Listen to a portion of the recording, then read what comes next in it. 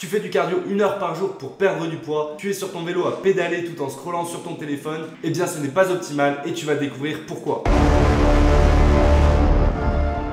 On se retrouve pour une nouvelle vidéo sur le cardio et la perte de poids, j'espère que tu vas bien. Si tu n'es pas abonné, pense à le faire tout de suite et reste bien jusqu'au bout de la vidéo parce que je vais te donner un conseil qui va changer ta manière de pratiquer ton cardio pour perdre du poids. Allez, c'est parti! Une grosse partie des personnes qui font du cardio pour perdre du poids, ils vont 1 heure et sont sur leur téléphone tout en faisant leur sport. Alors déjà ça, ce n'est pas optimal parce que tu n'es pas concentré, tu as une beaucoup moins bonne activation musculaire. Le sport, ça se pratique entièrement, pas en étant sur son téléphone. Ensuite, si tu fais du tapis, de la marche ou de la montée d'escalier et que tu te tiens à la machine, eh bien ce n'est pas non plus optimal parce que tu ne vas pas avoir un mouvement naturel, tu ne vas pas travailler ton gainage. Ça, ce sont deux petits points à changer pour améliorer ta pratique du cardio, mais surtout ce qui va t'intéresser et qui va transformer ta manière de faire du cardio, ça va être ce que tu vas apprendre sur le fonctionnement énergétique de ton corps. Le type d'activité, la vitesse à laquelle tu vas et l'intensité du travail a une importance capitale sur la perte de poids que tu vas pouvoir générer. Quand on parle de perte de poids, on parle bien évidemment d'utilisation des graisses lors de ton activité physique. Ça signifie évidemment que tu as une bonne alimentation et que tu vas dépenser plus d'énergie dans la journée que tu ne vas en apporter à ton corps. Faire du sport est indispensable pour la perte de poids, je t'en ai déjà parlé dans le programme sportif pour maigrir, vidéo juste en haut. Maintenant, faire 1 heure de cardio par jour, ça ne fonctionne pas sur le long terme et ça ne va pas te donner de bons résultats. Pourquoi ?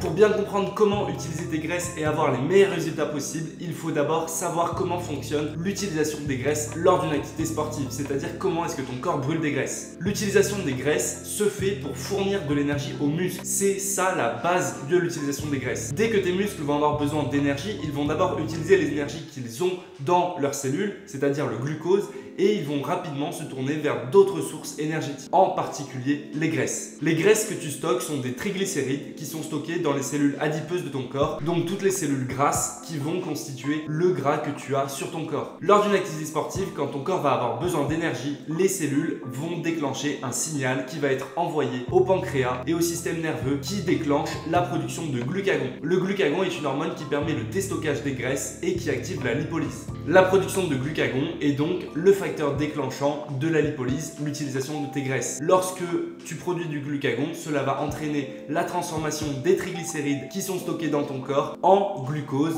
c'est-à-dire en sucre, par les glandes surrénales. Cette transformation se fait rapidement et va permettre d'envoyer du glucose aux cellules musculaires qui vont l'utiliser pour produire de l'énergie. Ça, c'est la base de la transformation des graisses en énergie lors de ta pratique sportive. Maintenant, ça, c'est la théorie pour toute activité sportive. Mais le type d'activité sportive, l'intensité, etc. vont avoir un impact majeur sur ce mécanisme de la lipolyse. Et pour comprendre pourquoi le type d'activité sportive a un impact sur la manière dont tu vas brûler des graisses, il faut s'intéresser aux filières énergétiques.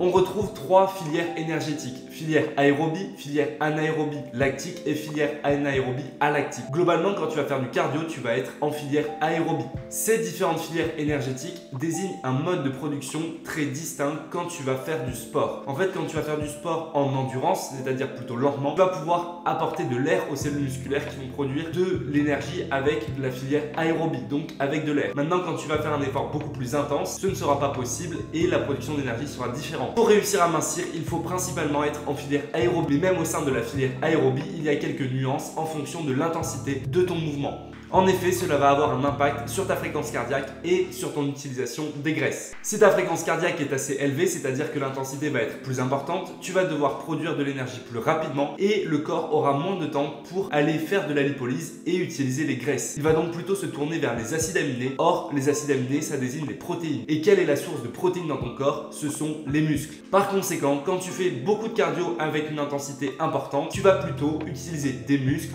plus que des graisses pour produire de l'énergie. Dans la réalité, la production d'énergie varie un petit peu et tu vas utiliser les deux modes de production d'énergie en même temps. Tu vas donc solliciter tes muscles et tes graisses pour produire de l'énergie. Mais plus ton intensité va être élevée lors de l'effort, plus tu vas utiliser tes muscles pour produire de l'énergie. Il est donc préférable d'utiliser tes graisses plutôt que tes muscles pour produire de l'énergie. Pour cela, il est indispensable d'adopter la bonne pratique du cardio. Et je vais t'expliquer ça tout de suite. Tu l'as compris, pour essayer de mincir, il faut éviter d'avoir une activité cardio trop intense sur une durée trop longue. Ça va te faire brûler beaucoup de muscles, beaucoup d'acides aminés, plus que tes graisses. Et sur le long terme, tu vas faire ralentir ton métabolisme, surtout si tu ne compenses pas cette activité par une activité plus musculaire. Ici, je parle bien sûr de cardio sans pause, c'est-à-dire du vélo, de la course, de la marche et pas du tout de circuits cardio qui sont très différents et qui ont un impact très différent sur ton métabolisme. Quand tu fais du cardio sur un vélo, sur un tapis de course, etc., tu vas facilement utiliser tes muscles pour produire de l'énergie. Et toi, je suis sûr que tu te donnes à fond sur ton vélo en pensant bien faire et en pensant avoir de super résultats. Alors qu'au contraire, il faudrait plutôt faire l'inverse. Le cardio à ne surtout pas faire, c'est donc faire une séance d'1 heure sur ton vélo en essayant d'aller le plus vite possible. Voilà le cardio que tu devrais faire, c'est de l'endurance lente. L'endurance lente, ça désigne une activité cardio sur laquelle tu vas avoir une fréquence cardiaque basse, sur laquelle tu vas être à l'aise, avoir une bonne aisance respiratoire. Pour cela, va sur ton tapis de course, sur ton vélo, etc. et commence doucement. Essaie de maintenir un bon rythme à une allure plutôt lente. Fais cette activité pendant 40 minutes à 1 heure et tu verras sur le long terme de bien meilleurs résultats qu'en faisant du cardio beaucoup plus rapide. Et bien sûr, à côté de cela, il faudra aussi faire de la musculation, du HIIT et d'autres activités qui permettront d'améliorer ta masse musculaire et qui t'aideront à avoir de meilleurs résultats. N'oublie pas que l'endurance lente, c'est vraiment le cardio qui t'aidera à mincir et qui te donnera de meilleurs résultats sur le long terme. Partage la vidéo, mets un j'aime et pense à t'abonner. Donne tout et force!